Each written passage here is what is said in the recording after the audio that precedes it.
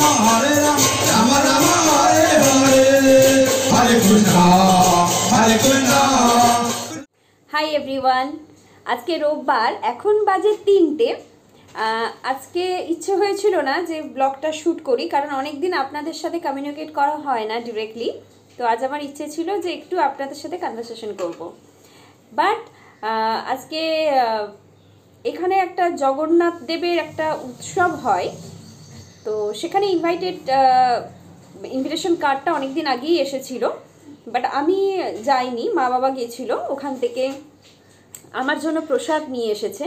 সেই কারণেই ব্লগটা ভাবলাম একটু আপনাদের সঙ্গে শেয়ার করি, দু একটা কথা ইনিশিয়ালি বলবার জন্য।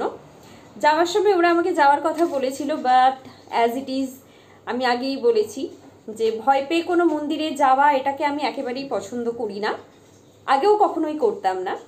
দ্যাটস ওয়াই আমি যাওয়ার সময় পুরো ডেড এগেনস্টে ছিলাম যে আমি যাব না, কারণ লাস্ট ইয়ার আমি গেছিলাম সেখানে।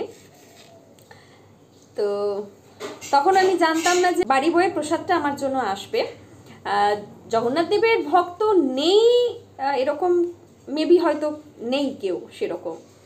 আর যতবার জগন্নাথ দেবের মন্দির বা যেখানেই যায় না কেন, ওনার ওই যে স্ট্রাকচারটা, ওটাকে দেখলে আমার সারাক্ষণ মনে হয়, এটা আমি কিংশুককেও বলতাম, যে আমি গলায় জড়িয়ে ধরে থাকি। এটা সামহাও কেন জানি না, আমি যখন নমস্কার করি আজও, তখনও আমার এটা ফিল হয়। এটা ঠিক কি ভুল সেটা যদিও আমার জানা নেই, তবে এটা আমার পার্সোনালি, এটা আমার ভীষণভাবে অনুভব আমি করি। তো যখন আমি আগে রেন্টে ছিলাম, ওখানে অনেকেই যারা বেহালাতে থাকেন তারা জানেন, বেহালাতে জগন্নাথ একটা মন্দিরই আছে পুরনো বাজারে। তো সবসময় সেখানে নমস্কার করতাম। তো সামহাও একটু ওনার প্রতি একটা অভিমান আমার ছিল, কিন্তু বুঝতে পারিনি যে আমি না গেলেও আমি মন থেকে অবশ্যই একটু প্রসাদ পেতে চেয়েছিলাম, যে উনি যেন আমার উপর রাগ না করেন। এটা কিন্তু অভিমানের জায়গা থেকেই আমি যাচ্ছি না। তো সেখানে গিয়ে টাকা দিয়ে কিনতে হয়নি, যেখান থেকে ইনভিটেশনটা ছিল তারাই এই প্রসাদের ব্যবস্থা করে দিয়েছে। অনেক কিছু আছে, কিন্তু আমি দেখেছি ঠাকুর বাড়ির যে কোনো প্রসাদ, সেটা যে কোনো জায়গাতেই অল্প একটু খাবার পরেই পেটটা ভরে যায়। তাই আমি একদম অল্প করেই সবটুকু নেব। যা যা এসেছে ওখান থেকে ভাত আছে, পোলাও আছে। লাস্ট ইয়ার আমি গেছিলাম এবং সেটার একটা ব্লগও কিন্তু আছে, যারা নতুন তারা কিন্তু অবশ্যই চাইলে চেক করতে পারেন। এখানে একটা ডাল আছে। পুজোর জায়গা থেকে প্রসাদ এলে না, মানে নেওয়ার সময়ই যেন আমার বারবার মনে হচ্ছে যে আমার জিভ থেকে জল পড়ছে। যতটা দিয়েছে আমার মনে হয় একার জন্য না, এটা দুজনের জন্য এনাফ।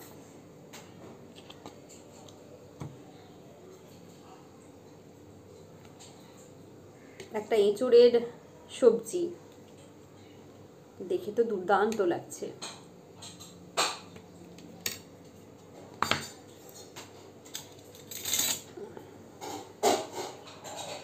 পায়েসটা তো দারুণ দেখতে হয়েছে, মানে কিছু বলার নেই, এতটা সুন্দর লাগছে। সবটাই আমি একদম অল্প অল্প পরিমাণে নিলাম।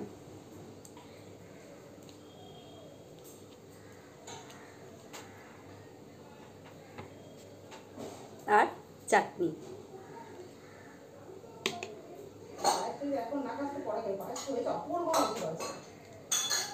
সবটুকুই আমি অল্প অল্প করে ঠাকুরের প্রসাদ টেস্ট করার জন্য নিচ্ছি। এটা তো টেস্ট করার কোনো কথা থাকতেই পারে না, ঠাকুর বাড়ির প্রসাদ সবসময় এতটা সুন্দর হয়। এবার খাওয়া যাক, আর সামলানো যাচ্ছে না।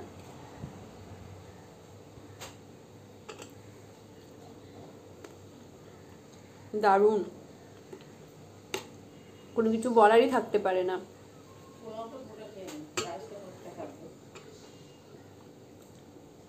এতটুকু শেয়ার করলাম। ইচ্ছে আছে ইভিনিংয়ে আপনাদের সঙ্গে বেশ কিছু ম্যাটার নিয়ে একটুখানি কথা বলার। যদি অন্য কোথাও না যাই, যদি থাকি, অবশ্যই সেইটুকু কথা আপনাদের জন্য থাকবে। আশা করছি ভালো লাগবে। অবশ্যই যেরকমভাবে সঙ্গে আছেন থাকবেন, লাইক কমেন্ট করবেন, আর পারলে একটু সবার সঙ্গে শেয়ার করবেন, তাদেরকে একটু রিকোয়েস্ট করবেন সাবস্ক্রাইব করে দেওয়ার জন্য।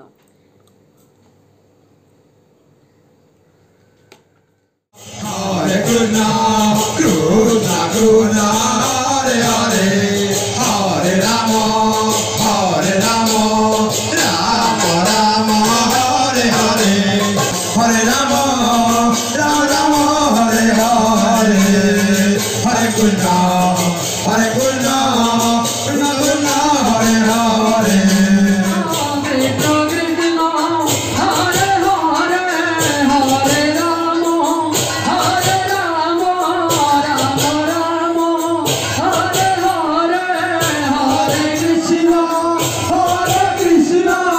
Krishna Krishna, Hare Hare. Jagannath দেবের ওখান থেকে ফিরেছি ওই ধরুন 10:30টার মধ্যে, এখন প্রায় রাত্রি 11টা বাজে।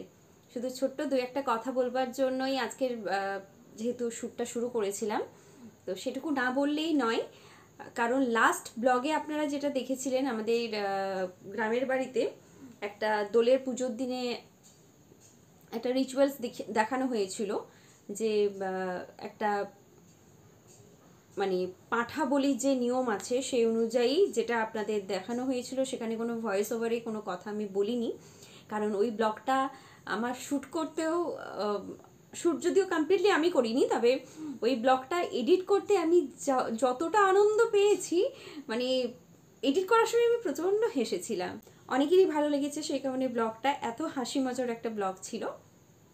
তো ওই ব্যাপার নিয়ে দু একটা কথা বলি।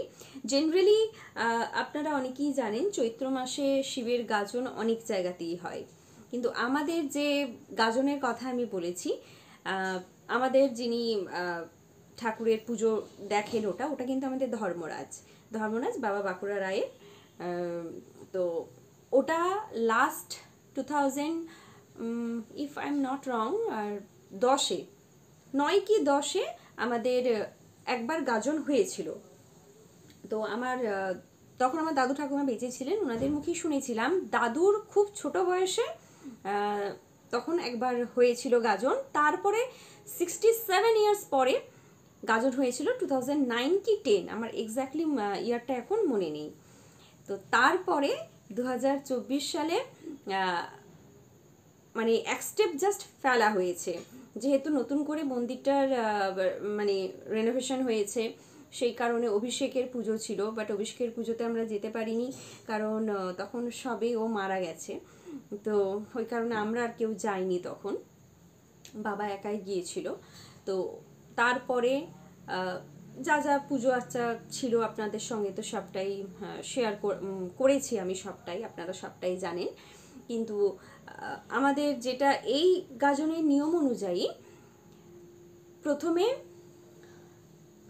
এরকম পুজোর মাধ্যমে পাঁঠাকে ছেড়ে দেওয়া হয়। যা যা পুজোর নিয়ম কানুন আছে, মানে সেই ব্যাপারে আমি ইন ডিটেলসে বলতেও পারবো না, তাই আমি যাচ্ছিও না ওখানে। পুজোর নিয়ম অনুযায়ী অ্যাকচুয়ালি এটা শ্যুট করার জন্য ফ্যানটা অফ আছে বলে প্রচণ্ড গরম লাগছে।